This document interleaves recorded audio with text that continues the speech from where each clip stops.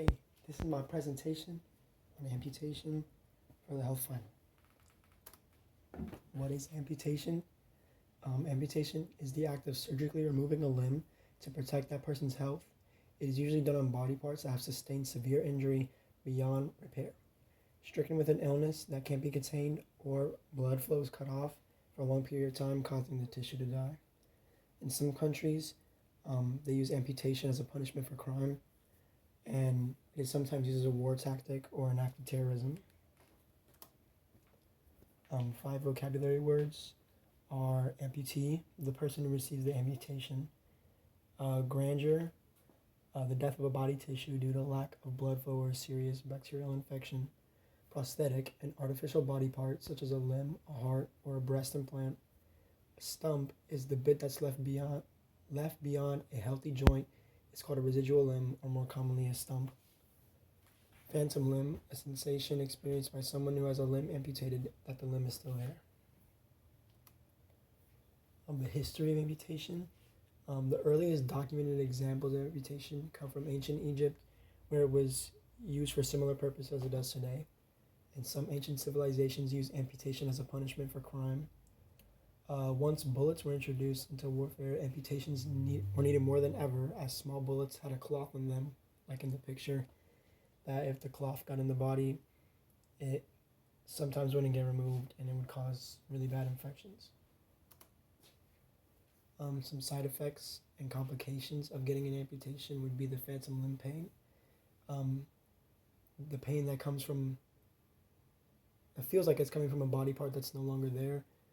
Doctors believe this post-amputation phenomenon was a psychological problem, but now experts recognize that these are real sensations originating in the spinal cord and brain.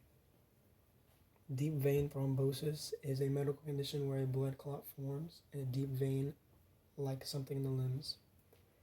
And another thing was that it can be very difficult to keep the stump clean, and therefore it is very easy to get infections and become very sick. Ways to maintain a healthy body is to eat foods rich in vitamin C and E, protein, iron, and zinc, because these nutrients are essential in healing tissue, which is related to the amputation. Watch the calorie intake, because too much weight can put pressure on the prosthetic, and it can also be hard balancing on one leg if an amputee has put too much unhealthy weight on. And don't forget to take care of the mental health, because losing a limb can be really hard, and there are always amputee support groups nearby to offer help. 5 fun facts. Nearly 75% of amputations are caused by diabetes and cardiovascular complications. The most common type is a below-knee amputation. In 2017, 57.7 million people were living with a limb amputation. The oldest known prosthetic was found in Cairo, Egypt, and that's a picture of it right there. And the average prosthetic lasts 3 to 5 years. I found a study from 2016 on the psychological effects of amputations based in India. And this data from a few years back helps us show that post-amputation life is not only physically hard, but mentally draining as well. There are 32 to 84% of amputees have experienced some type of psychological disorder. 10.4 to 63% have depression, and 3.3 to 56.3 have PTSD. How does this relate to health class?